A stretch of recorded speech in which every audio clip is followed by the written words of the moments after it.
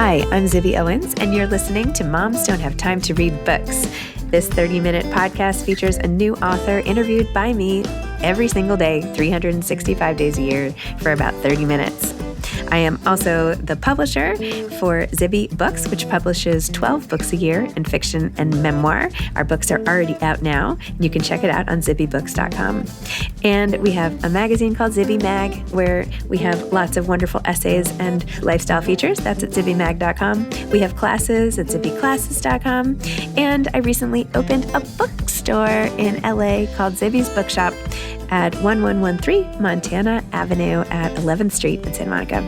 I hope that you are able to enjoy some of our other offerings. But this here podcast is the basis of all of it and started in 2018. And no matter what I do, this is basically my favorite thing. Enjoy.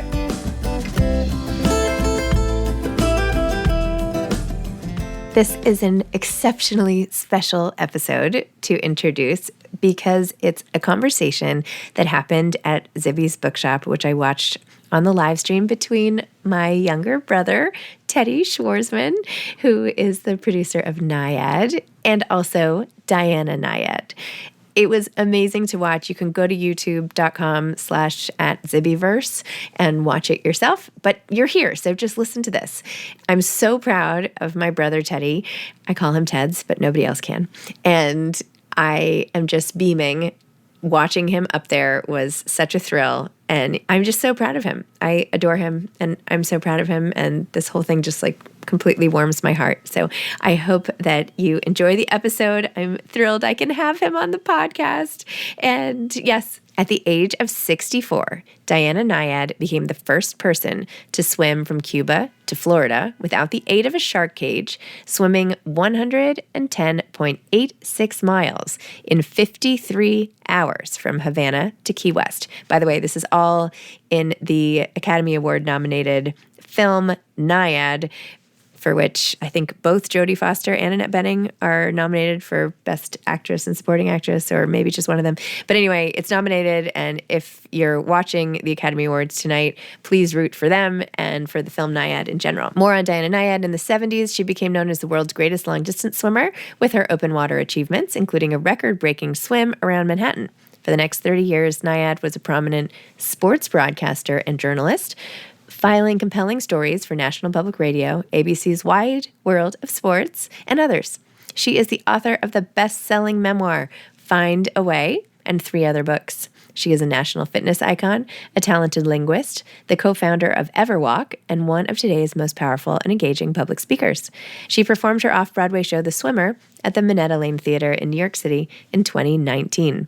A Netflix movie, Nyad, based on Diana's memoir, is currently enjoying global acclaim and features a tour de force performance by Annette Bening, who plays Diana, and an equally riveting turn by Jodie Foster, who plays Bonnie. My brother, Teddy Schwarzman, serves as president and CEO of Black Bear Pictures, which he founded, and oversees all operations of the company, including development, production, strategic planning. I'm getting this from IMDb, by the way. Schwarzman has produced a range of content, a sampling of which includes The Imitation Game, Academy Award winner for Best Adapted Screenplay, and nominated for 8 Academy Awards, including Best Picture.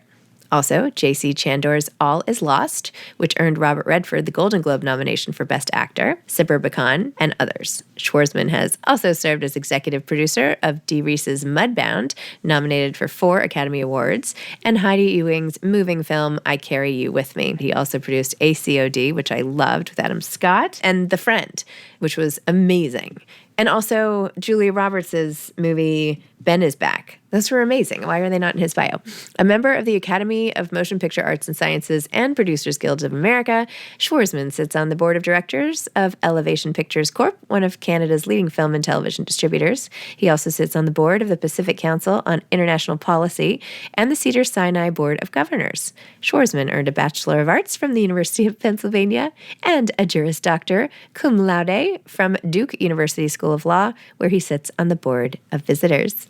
Enjoy the episode. It's exciting. So everybody get ready for a wonderful night of storytelling. Well done. Thanks everybody for being here. This is so exciting.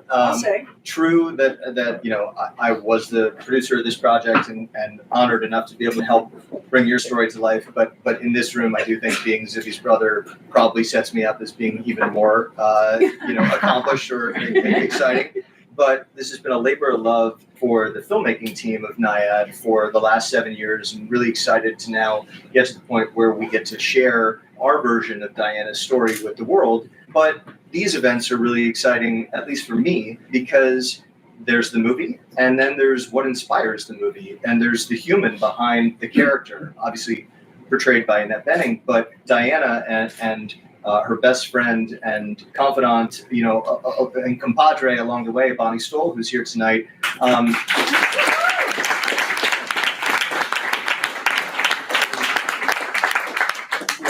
You lived this film, and some of the awareness in this room, although I'm sure not all, comes from the fact that there is now a new catalyst and something to watch. But you've inspired so many people with this incredible feat, and just your will and sheer endurance of 110 miles. 110.86. Anybody can swim 110. It's that last 0.86 that's going to kill you. 53 hours? 52 hours, 54 minutes, 18 seconds. Okay, let's round it up to 53. At the age of 64. Yeah. Wow. So, really.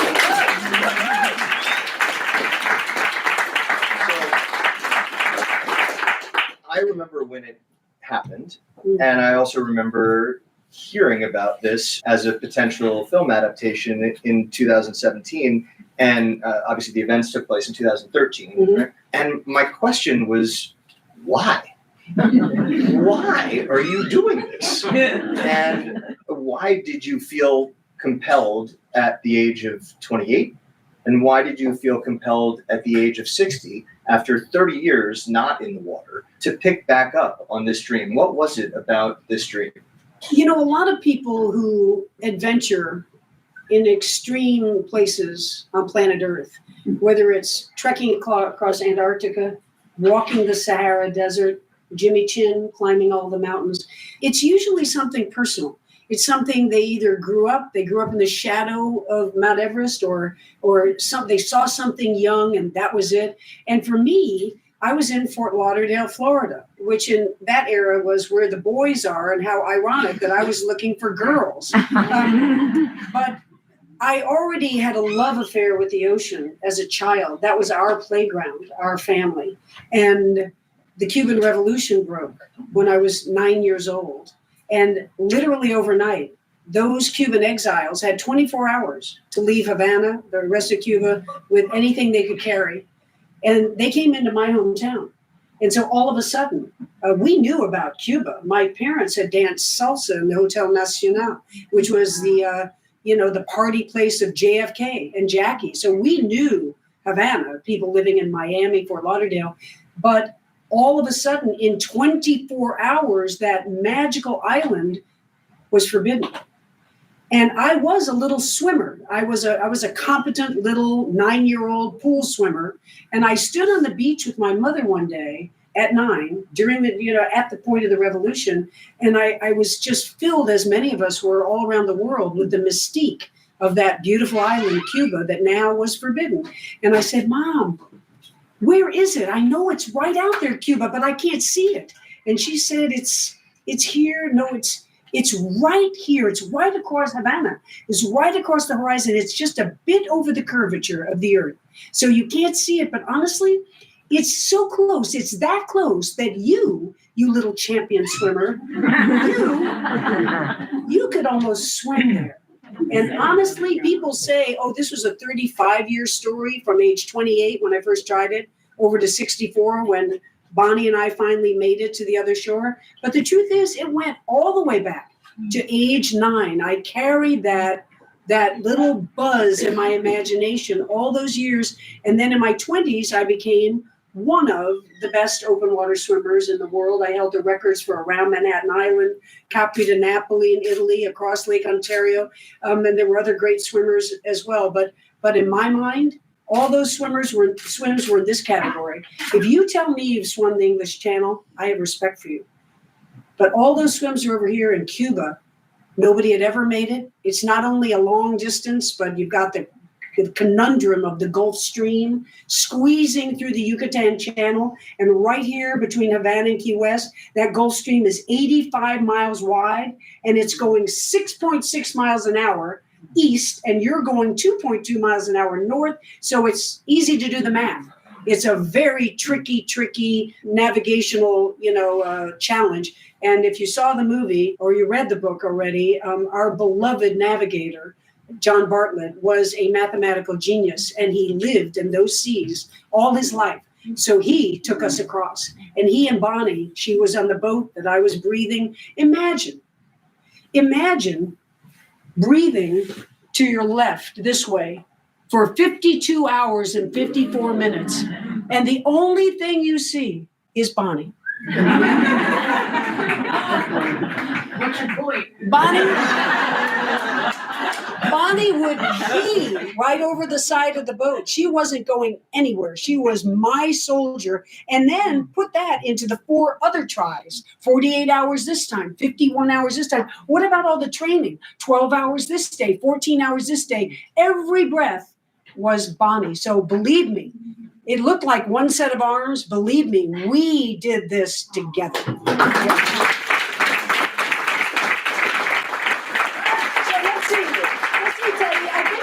Yeah. I wonder if she tells that story when I'm not here. I do.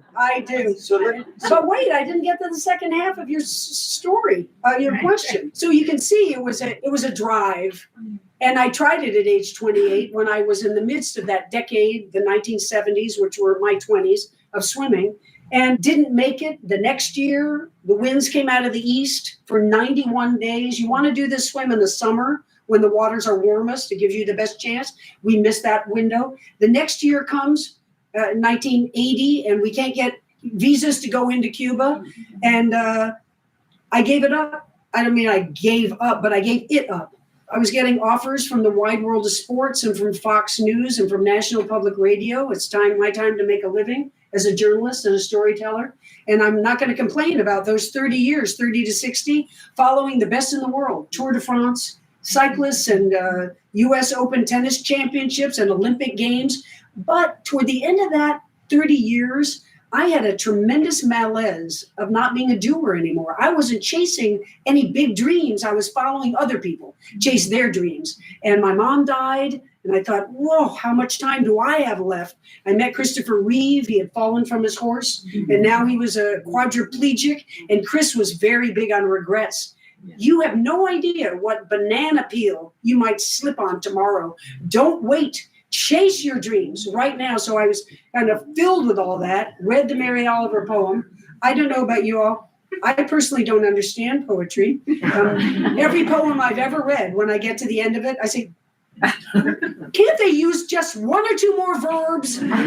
Something to get me through. But all of that was happening coming up to 60. And I thought, I'm going to give my job up. I don't care if I don't have any money in the bank. I'm going out and make that swim the goal of my one wild and precious life. So I guess at this speed, we can only have time for 3 questions. That's right. Well, and I promised from a Barbara Walter standpoint that I'll make you cry by the end of this. But talk to us about failure, because I feel like everybody knows that you did this swim and that you accomplished your goal. But you also had to re-up your own determination so many times and live with trying to tackle these dreams or this singular dream that seemed to be deferred. How was it after 28? How was it after swim 2, swim 3, swim 4? Did you ever lose hope? And how did you find a way to continue to reinvest and to believe? It's like, goes back to the Greeks, who always spoke about the journey being more valuable than the destination. So you set off on difficult journeys, because the higher the bar and the more you're willing to have the courage to fail, you're going to discover who you are. The lower the bar, the more mediocre the bar, you won't get to know yourself at all. So this dream was so epic, so difficult. Others had proven that before me, that I was just filled with the imagination of what we discover out there. Our team was 40 people, from the shark team to the jellyfish team to the navigation team to the medical team to Bonnie and her immediate team in charge of my life and my safety. And we were on a journey of discovery and of grand adventure. And honestly, I don't like to believe that I would have ever, let it go and just been happy with the journey.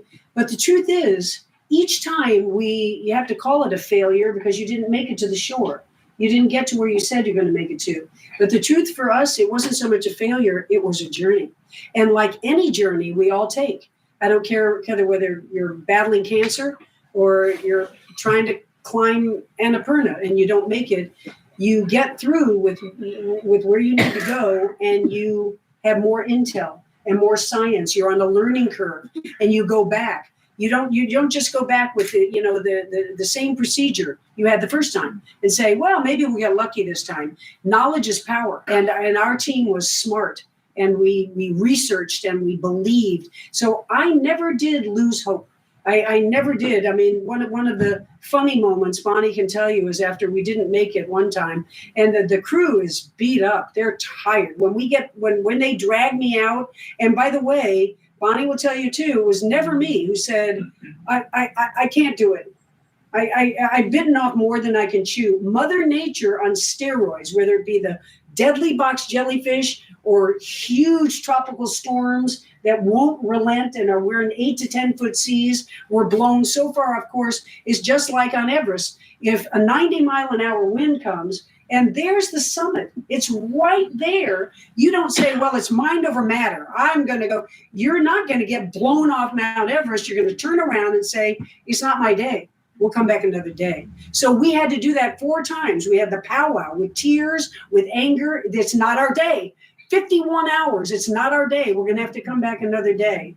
But I always, like on not making it on the 4th time, I was lying on a boat deck, wrapped in a blanket and semi out of it. All the crew was down and out. We're sludging our way back to Key West. And I said, Bonnie. She said, what? I said, you know what we got to do? We got to find the world's leading expert in the box jellyfish. And she came over and she said, could you give us a lousy 24 hours? We just worked for a year. We're proud of ourselves. We deserve a little rest, and we deserve to just let this go. How about 24 lousy hours? And I said, okay. Okay. But 24 hours later, we were at it. We were researching it, and we found Dr. Angel Yanagihara. And I know you gave us a visual of what it's like taking stroke after stroke and having Bonnie there, but to actually, I don't know that any of us can really understand and process 53 hours in the ocean. What's that like? and combine that with currents, with storms, with sharks, with jellyfish that had at a certain point stung you near death, and then you went back in and continued to go back and battle something that you knew could kill you. I mean, I'm scared to go about like 10 feet off the shore of the beach and what might be out there. What's it like just psychologically? How do you process it? It's grand. It is. It's I haven't been in space, but honestly, when I hear and I read about astronauts talking about seeing that little, as Carl Sagan put it so poetically, that little blue speck, the blue dot that is the Earth. When we were out there, and you always hear in this sport, for those of us like Sarah Thomas, who's done the English Channel 4 times consecutively, 54 hours in the English Channel. So there are 3 of us who do the long, long swims, who have done. And yes, you hear about all the hardships and the grueling aspects of it, but the truth is, there's nothing like it. You're actually swimming over the curvature of the Earth. You're traveling. You're looking up, and maybe you've read Stephen Hawking the night before, and you're looking up in the middle of the Gulf Stream in a summer night, on a clear night. you can see literally 2 billion stars. And, Bonnie and I, it's so, it sort of tripped us out. I'm used to having hallucinations, but I'm hoping Bonnie doesn't have any because she's got to keep things together. But right, Bonnie, on one night, we both saw giant fir trees, pine trees in the sky. First I said it and she said, oh my God, that's what I'm seeing too. Huge trunks that go over the entire horizon with giant boughs this way. That from the hallucinations to the thinking of your childhood as wafting to the Stephen Hawking of the stars, you are immersed in this blue jewel of a planet of ours. You're immersed in it. And so I'm not that swimmer anymore. There are other things I want to accomplish in my life, and that was the Holy Grail, Cuba. So Teddy, you and I could take the globe, and it's blue, and we could say, well, look, there are 1,000 places you could swim. But in my 20s, I swam a lot of them, and Cuba was it. So now I want to be other things, do other things, but I don't think I will ever, it could bring me to tears, I don't think I'll ever have that sense of grandeur. It's not an ego thing. It's an actual, we prepared for it, we trained for it, and we are capable of actually swimming that whole beautiful distance between that historic place, Cuba and Florida. When I got to meet President Obama, whom I admire terribly, I was in the Oval Office with him, and he said, because one of his sort of goals was to bring our two countries back together. He said, you showed us, your gesture was to leave this shore and shortly thereafter touch this shore. And why can't we in a short time bring our two beautiful peoples back together? So there's a lot to it out there, and I don't want to try to go recreate it. It could never be as magical as it was. Well, I think what you've done might have felt singular to you and collective in the team experience that you went through in order to reach the other shore. But I feel like I'm hearing so many people these days tackle problems big and small and then say, well, if Diana Nyad could do that swim, right? Like I can get on the treadmill. I can deal with this issue at work. I can deal with whatever issues are happening. I'm hearing so much of well, if Diana Nyad could do it. But what did it mean to you to reach the other shore and to achieve your dream? And what do you want other people to feel from that? On the strictly internal, personal end of it, honestly, stumbling up onto that shore was not a big, magnificent ego moment. Like, we did it. We finally did it. What I felt was the profound satisfaction of not having ever given up on it. Those 5 attempts were grueling, and they all took a lot of year-long training, to each one. And so I remembered literally standing on that shore, and it was you were reeling, with all the people. It was very, very hot out. Bonnie was there, and I almost collapsed at one point. And I remember flashing on looking at the alarm clock in St. Martin. We got up at 2 a.m. one day because we wanted to start a swim at 4.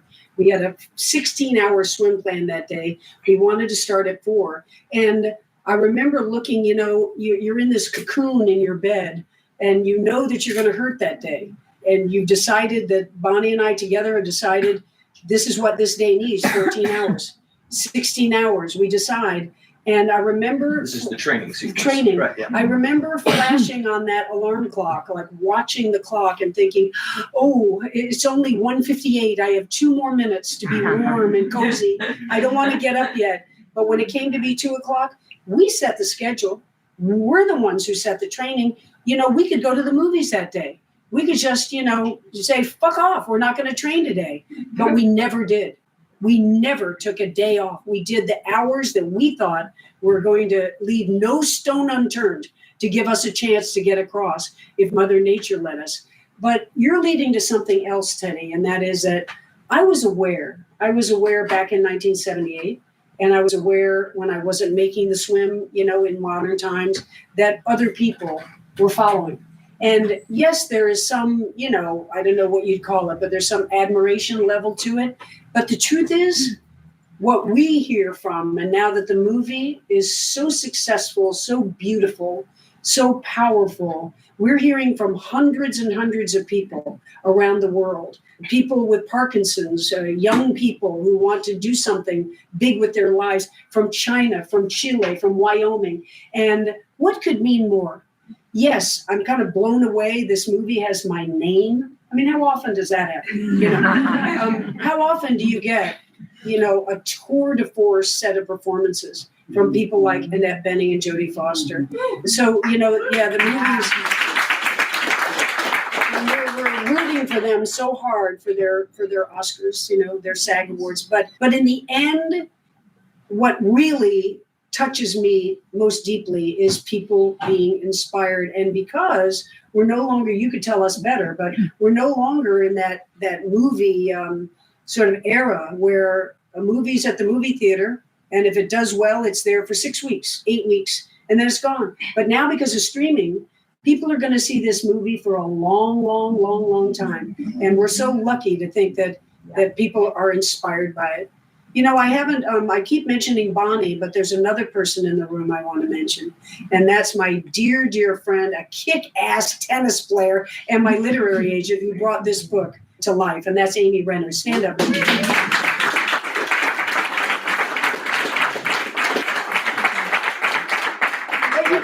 believe it. Can you see her skinny little legs? Look at these little legs over there.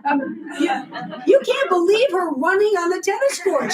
She's like a mosquito. She zipped over there and she zipped over there. She's a fantastic player. Oldest person ever to get a 5.0 rating for the first time. There we go. That's my Nyad moment. This is a very accomplished room. And by the way, Bonnie's a pretty good tennis player herself. Yeah. As a Teddy. Yes, no, that Teddy produced the movie, right? I feel like that's a wonderful segue from, one seemingly lonely endeavor in a marathon swim to another lonely endeavor in writing a book, which is how was the experience? How did you find the experience of trying to put your story down on paper? I mean, I've read your book. If anybody here hasn't, it's wonderful. And I think Thank you. it's really, you not only feel the experience of just the gigantic obstacle of what you were trying to achieve, but you also really, you're very vulnerable in the book. And you give us a great sense of who you are, who you think you are, who you've evolved to, your youth, a lot of things that are hard to write about. And I think you write about it with a wonderful level of self-awareness and vulnerability that I think just adds to the experience of the amazing accomplishment that you achieved. But what was it like just having to figure out how to write a book? And I'm sure there's a number of people in here who not only are huge fans of literature since you're at a bookstore, but maybe authors themselves, and just that experience. There are memoirists. I love the word memoir. It's better than autobiography. But there are memoirists. I mean, Diane Keaton's one, for example, who write many different sections of their life, in books. And I didn't know if I'd ever write another one, So I thought I really do want to include philosophies of life, my atheism, hopefully, other values that I have and a whole realm of life experiences. And I never did, oddly enough, I don't know how many pages the book is. Is it 400 pages? But the hardback, I never did make an outline. I never did. I just sat down. And as a speaker, for instance, I'm lucky. I go around the world. Bonnie and I did a show off Broadway, right before the pandemic. So I am something of a storyteller. And in this book, I wanted to, even though it's nonfiction, I wanted to take you with me. I wanted to, as a good storyteller, you take people to the sounds and the visuals and the smells of where you are, and bring them on the journey with you through the book. So I kind of, Amy can tell you, I kind of furiously got to it because the swim was over. And the movie can come out anytime, as you've proven, 10 years later. It's not too late for that movie. But the book, you after a real event, evidently in the world of publishing, you need to come out fairly quickly. So I had my computer on planes and hotel rooms. I was just getting it done, but I'm the type, I don't know about you all, but I'm the type that second guesses everything. Nothing is ever good enough. I look back at every relationship, every day, everything I do and say, why didn't I do it this way? I could have done it this way. But that book, I have to say, it's not perfect, of course. But I felt very proud of it, and I still do. I don't have this overwhelming feeling of, I wished I had done this with it. How about that part over there? I'll write other books, and I'm actually working on my first children's book. It's going to be hopefully a series for middle school kids. And just like I'm famous for saying, as I said on the beach at the end, you're never too old to chase your dreams. Well, this series of children's books, I hope, will be called You're Never Too Young to Chase Your Dreams. So it's about little kids who are like 9 years old saying, why should I wait till I go to graduate school? I want to do that right now. And they do, hopefully. So I'm working on that. But the point is that I feel proud of the book. It's one of the few things in my whole life I haven't second guessed. It's a very good book. And I want to also say Diana's one of the few people to accomplish something so extraordinary and write her own book. Every word in this book is your book. There's no ghostwriter, there's no collaborator. They were good friends and editors, but these are your words, and it's an extraordinary memoir. And it really doesn't matter if you read the book first or see the film first. And you may not know this, but the book is for sale here. Your sister will be so proud. And I would suggest you buy it. Let's go Hollywood inside baseball for a second. You had to trust people that you knew hardly at all to take your story and adapt it into a cinematic experience, recognizing that has a profound effect on you. You did so without having any approval rights over how you appeared in the film, and did it, I think, based on fit and a little bit of luck. But that must have been really hard and kind of scary. And also the process of actually developing a feature film and how either quickly or slowly that can move, I'm sure is also frustrating when it's not something that you're personally driving the entire way. Tell us about it. Well, you used the term inside baseball, so let's get down. And that is, I've never lost the sort of umbrella emotion of gratitude. Never. When, to have, these are all world-class people. And I don't know if you know Teddy Schwarzman, but we're talking about The Imitation Game. I mean, some of the great movies of the last couple of decades, Teddy had the vision for and produced. And his partner on this, Andrew Lazar with American Sniper, some very high-level, beautiful films. And now let's talk about the actors we already have, but not to leave out Rhys Ifans, who plays our John Bartlett brilliantly in this movie. He's sort of overshadowed by the two women leads, but Bonnie and I have come to tears in calling Rhys to tell him, what we felt about his magnificent performance. And then, the cinematographer is Claudio Miranda. I don't know if you ever saw The Life of Pi, with the tiger in the ocean. That's his visual vision. He's the director of photography. Did I say cinematography? I meant director of photography. No, it's the same. It's the same. And, he did the Avatar movies. He did Top Gun Maverick, so to see that plane going through the canyons. So he, with his special effects team, and I just made a video to thank them today because they won some big award last night. They made the ocean that majestic infinitude, that raging and yet peaceful place that Bonnie and I fell in love with. And so the movie is gorgeous. Who's the underwater photographer? Pete Zuccherini. Yes. Zuccherini did all the underwater shooting, and we could go on with the composer, everybody. Bonnie and I are from the world of sports, and we know a lot of world-class athletes. But the people who worked on this movie, they're all, including Teddy, starting with Teddy and Andrew, are at the upper echelon, of the movie business. So it's never escaped me to have the movie carry my name, to portray this lifelong friendship with Bonnie, to show the grit that I truly have. And then on the other hand, if you want to get down, because how are you ever going to be happy with a movie of your life? How are you ever going to say, there's nothing else that they need? You won't. It's just human nature that the only aspect that was very difficult, and Teddy knows this, we had many, into the night conversations about this. I was something, if I can use the terms, of a visionary. I had this vision, and I brought, then with Bonnie too, this team together, the John Bartletts, and this was 40 people who were believers. They drank the Kool-Aid of my words and my emotions, and Bonnie and I commandeered this together. And in some ways I understand, because a movie has to be just a slice of life.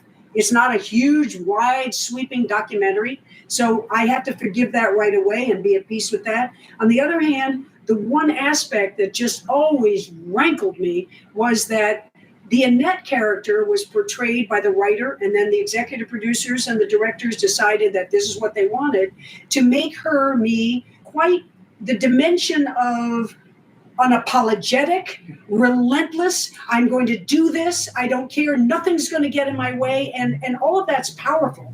The audience who see this film, they wind up, all of them around the world, walking out or in their homes writing us to say, I want to be more like that character. They admire that character. But for me, I'm a bit more, shall we say, charismatic than that character. So I to be truthful, I had trouble with that. And we talked about it before shooting ever started.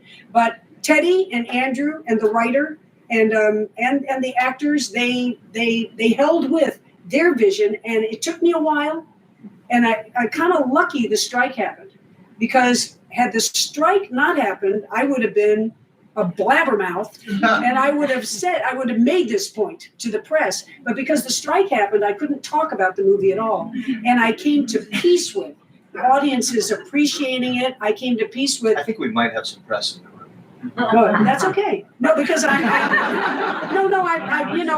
assume that people will tell this story after. Right. I'm not afraid to say it, and you shouldn't be afraid to hear it. Because I have heard it. Yeah. So I'm trying to make the bigger point that I let go. This is their movie, and it's a beautiful movie, and it's an inspiring movie. And can I be absolutely okay with the way my character's portrayed?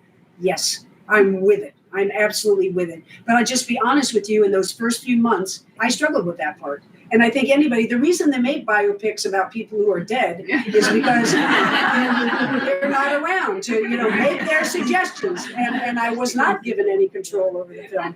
And in the end, they made it their way, and they made it brilliantly. Well, I would also say the hope and probably the greatest ambition is to make a film that the subject, if you want to use that word, will be proud of and will feel has done never the perfect job, but a job that does their achievements or their life or their essence proud. And knowing that the people who are behind telling that story are trying to do it not only for narrative reasons, but to honor the subject and to honor the relationships and to honor the achievement. And I think from everybody who was involved in trying to craft your life into a 2-hour film, I think there was a combination of awe, respect, admiration, and love for who you are and what you have achieved. And I think at the same time, one of the things that we found so unique to your story was also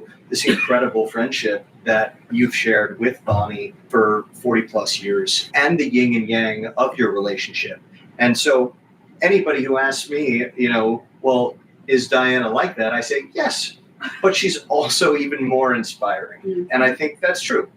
But I do think that, and again, we're now just waxing our own personal opinions. I think while Annette's character certainly can be acerbic at times and focused with her own relentless pursuit, I think what people leave that film with, hopefully, and it's great to just talk about your own film instead of having other people talk about it, but it is that speech at the beach, is that gratitude, is that appreciation for friendship, for family, either chosen or found, but also an inspiration that it's not just about your accomplishment, but about people of a certain age, women of a certain age, people in general, not giving up on their dreams and finding a way, as cheesy as that sounds, with the book title, Find a Way. So I can't ever imagine giving up my life into somebody else's hands to tell that story. That has to be so impossible. But I have to say, despite the fact that you complained every step of the way, you did so fairly and with a desire to ensure that the film that we were putting into the world would leave people with the same level of inspiration that you hoped your actual swim had, and the fact that you had inspired time and time again 40 plus people to put their jobs on hold, to put their lives on hold, and to focus on something greater than themselves. So kudos to you. And you did. So in the end, the bottom line, because we're just here to really dig down and, share every little kernel, but in the end, I'm so damn proud of this movie. It's rocking.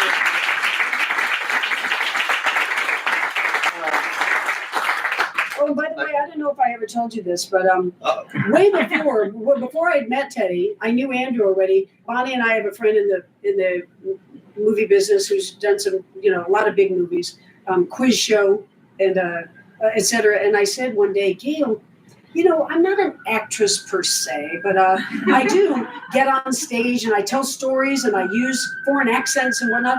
Should I screen test to play myself? And Gail took a pause and she said, well, you only have to ask yourself one question. Do you want anyone to see the movie? And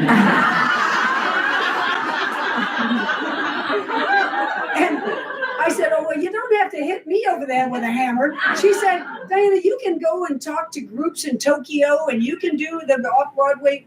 People go to the movies because they want to see a movie star. And we got a movie star. Yeah. Now to that end, and honestly, I feel like we can, I guess before we transition to questions, I feel like we were supposed to shoot on a very quick schedule from the time that Annette Bening and Jodie Foster signed on to the project, and then due to Netflix coming on board the project and hurricane season that we probably should have accounted for, we pushed our schedule an extra 9 months, which gave Annette about a year of training time to really try to match the incredible physical prowess that you had. But I think in that time you also got to really work with Annette and Jodie, and the four of you would get together on a fairly regular basis to really get to know each other so they could try and distill something more of an essence of a relationship and a dynamic. But what was that process like?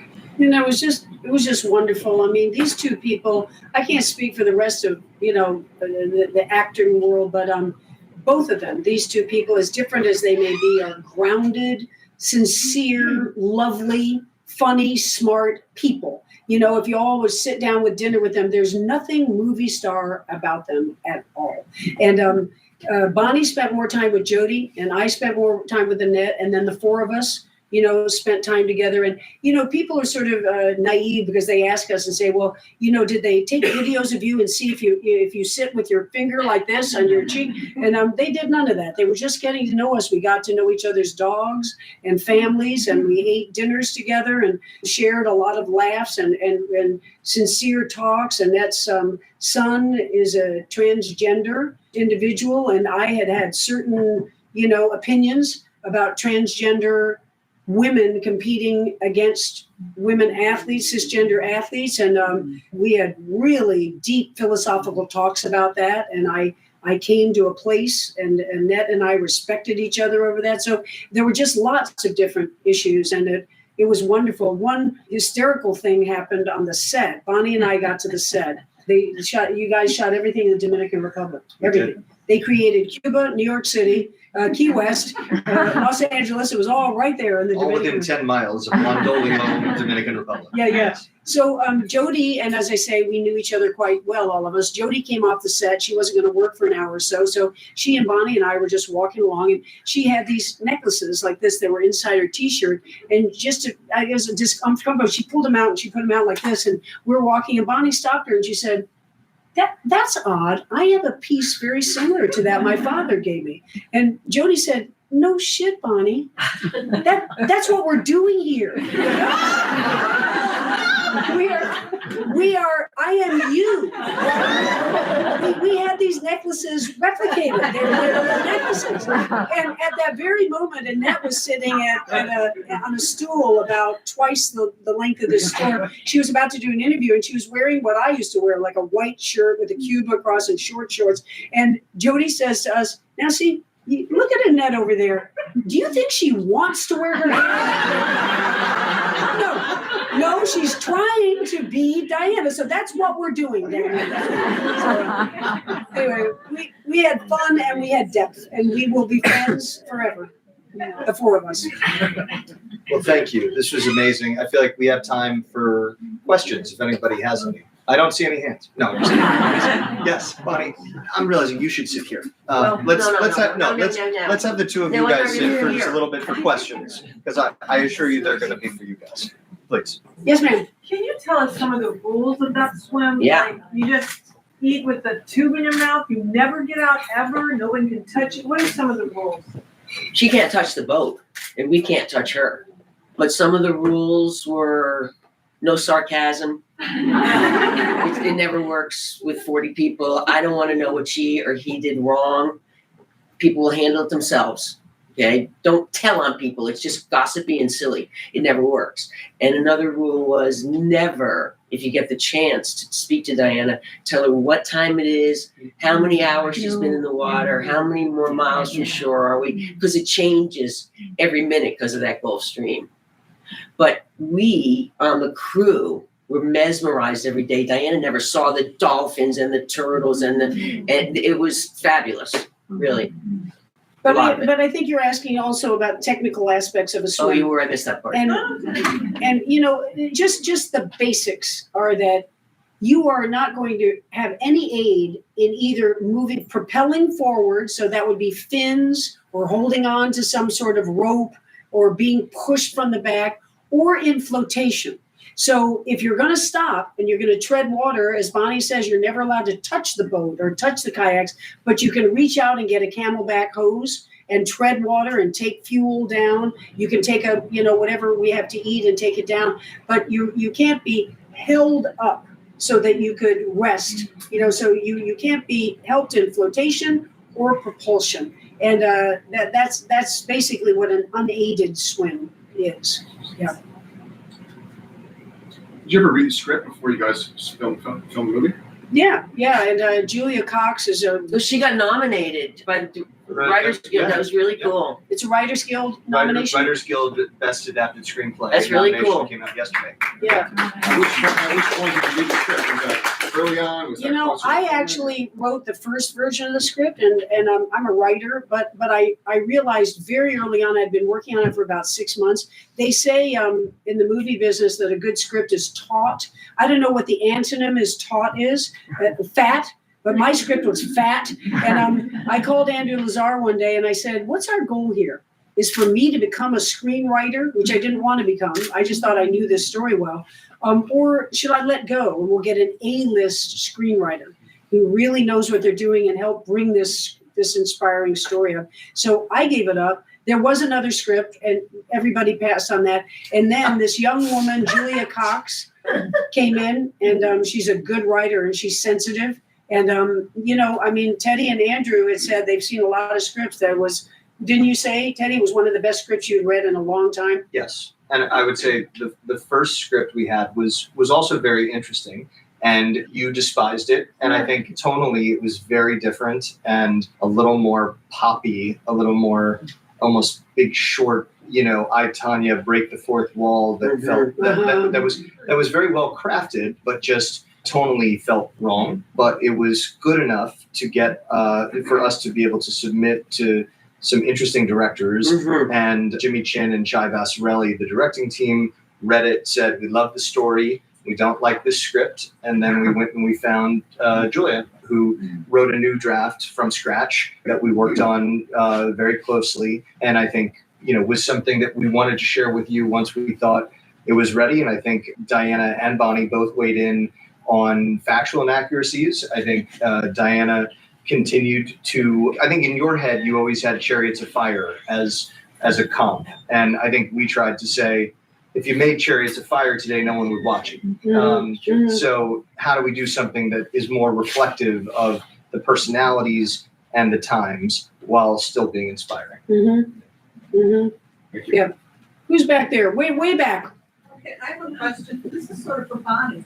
What brought you into this project? I mean, I know you've been friends, but what did... Well, at first it was the tan that I was going to get, if I'm honest. But when Diana brought it up, and I wouldn't commit to anything unless I would see something about it in person. So I went to Mexico for a training swim. And, I saw what my best friend does best. And that was beautiful. And I'm sorry to back that up a little bit. In 1980, Oh, yeah. it was the era, I don't know if you all remember if you got into racquetball, but it was the era when racquetball had its heyday in the United States. There were glass courts, all the aerobics, centers had gone over to racquetball. There was a professional tour, men's tour, women's tour, and those athletes were hot at that time. They were well known. They had contracts. And so I went to play in my first professional racquetball tournament. I wasn't very good, and I knew I was going to lose quickly.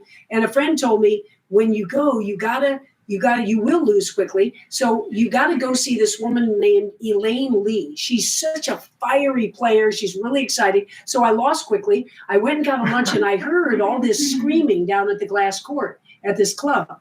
And I went down and I sandwiched in. People are yelling. This Elaine Lee is like going horizontal across the court with her body off, grabbing, shots like this. And she was so exciting to watch, a really dynamic athlete. And I said to the guy sitting next to me, "Where's that Elaine Lee from?" And he said, "That's not Elaine Lee, that's Bonnie Stoll from Connecticut." So we met that day, and I'm not sure, we have to do some research of it, but I became Bonnie's fitness coach very quickly. And 35 years later, we switched roles, and I became the athlete and Bonnie became my coach. So I don't know that there's another story of that in the world of men's or women's sports. Yeah. Wow. Yes? Thanks for the wonderful conversations. I have a question. Could you talk about the sense of self versus team on this journey? You talked about the motivation being deeply personal, but at the same time, obviously convincing a team of people to join you on the mission.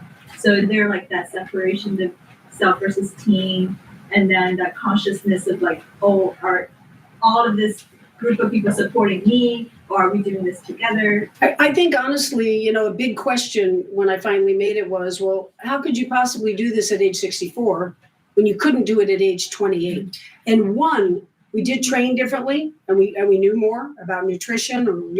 It took us 5 times to learn more about the whole navigation, and the jellyfish and the currents and all that. But I think the paramount difference was that when I was younger, I was more blustery and I was more ego oriented. And I was like, I'm doing this, and I came over to knowing that I couldn't do it without the team.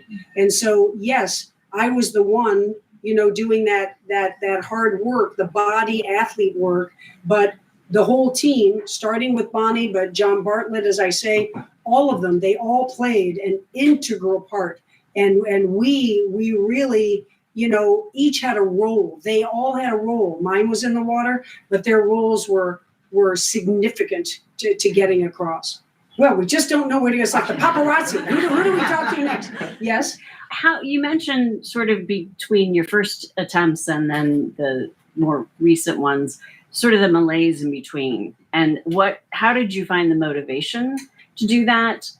And then how are you finding motivation now after the fact to do whatever's next and find that next passion? Yeah, I don't know Serena Williams, but let's just surmise that she's living a great life.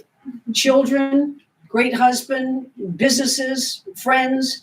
But I would surmise that she will never know the high octane drama and thrill of playing in front of those thousands of people at a night match at the US Open, of having thousands of people around the world admire her as the best woman player, maybe one of the best players who's ever lived. So sports are cruel that way. You succeed when you're young.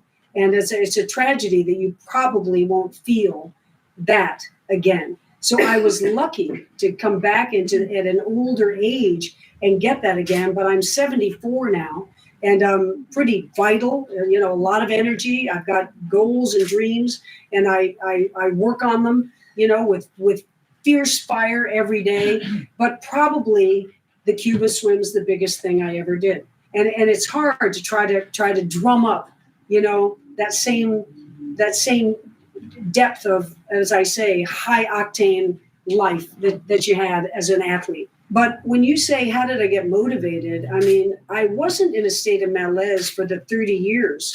I was enjoying that career as a sportscaster. It was at the upper echelon of ABC Sports and National Public Radio. And I was telling stories about great people doing, extraordinary things. But I got to the end of that 30 years, turning 60, feeling like, but I'm just talking about other people, Right. and storytelling should be enough in itself. It is, it's a career. It's a career. And I'm in that career. But there was something in me who wanted to go back. That dream was unfinished. And it had started at age 9. And I always felt it dangling out there. So it wasn't hard to get motivated for it at all. Yeah. Wait. Oh, Jen. Sorry. In the film, there's a few mentions of like a mental playlist of songs that were going on in your head while you're swimming. But I was really wondering what your real like mental preparation was, for those long swims. Thank you. And this is is, by the way, Zibby's brother. Zibby's husband, actually. Excuse me. Oh, excuse me.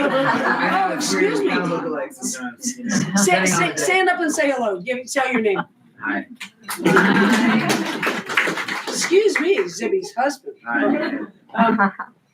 I don't think there's any better mental preparation to swim for 53 hours than swimming 16 hours and 18 hours and 20 hours and 24 hours. And, then now you're immersed in it. You know how to get through those long hours. And so like a lot of Ed Viestiers is a friend of mine. I don't know if you know him, but he's a good friend of Jimmy's, but he's climbed Everest more than any human being the pure way without bottled oxygen. And I asked Ed at one time, because a lot of runners and cyclists, I'm sure you all do this, swimmers especially, because you don't have much visual or audio input. So you're in the interior of your mind. So you start counting. And you start singing just to get through the hours. And I made goals, long-term goals. I could take a song like Janis Joplin's version of Me and Bobby McGee, and I would sing it 1,000 times, the whole song, from the first note to the last. And it would take me 9 hours and 45 minutes to sing all that way. But I asked Ed Viestiers once what he sings up on the mountain as he went, and he said, I only have one song. And I was picturing he's up at the top of the world. He must be singing John Lennon's Imagine. He said, no. I sing, oh, the bear went over the mountain. So my songs my playlist is of my generation. It's Bob Dylan and Neil Young, especially, out there in the middle of the night. I can hear that. You're not allowed headphones because headphones, take away from the discipline that your mind has to have to get through those hours. So that's against the rules of the sport. But I could hear that eerie in the middle of the night, especially that Neil Young falsetto. I hear you knocking at the cellar door. And it would just sweep me away, even though I'm just hearing it in my head. Yeah.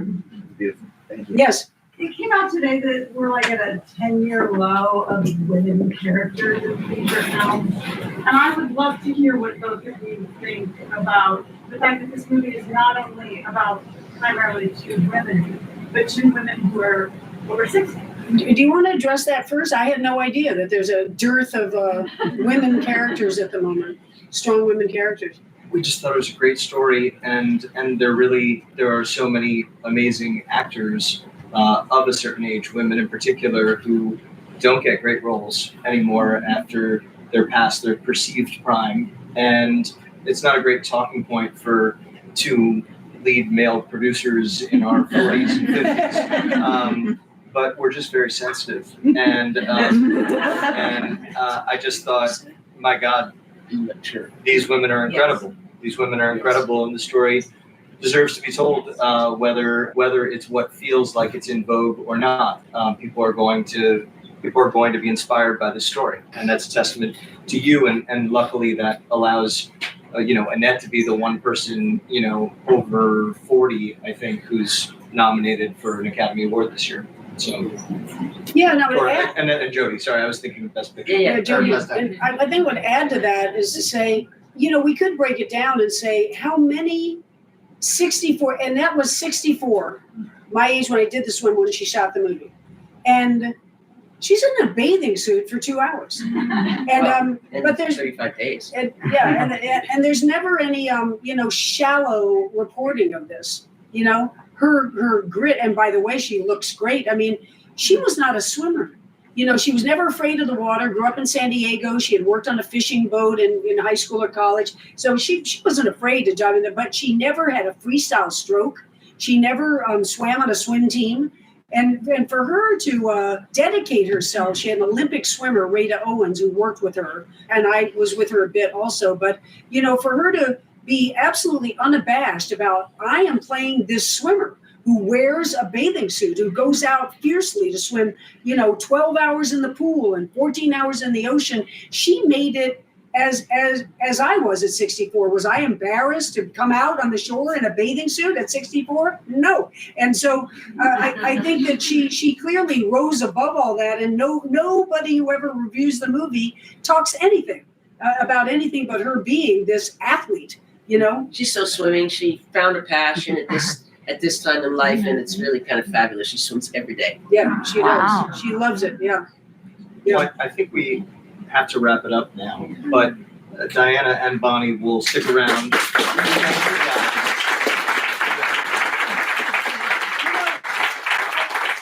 gotta say one more thing, and that is that, Teddy, you could tell me, but friends of ours in the movie business say to us, you have no idea how strong the commitment must have been from your producers to take this on and move quickly through getting the actors, getting Netflix, getting it shot.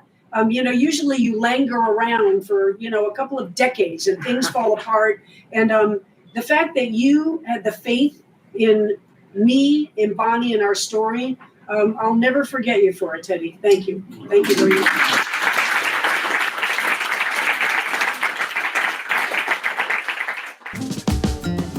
Thanks for listening to this episode of Moms Don't Have Time to Read Books. Don't forget to follow me on Instagram at Zibby Owens and at Moms Don't Have Time to Read Books.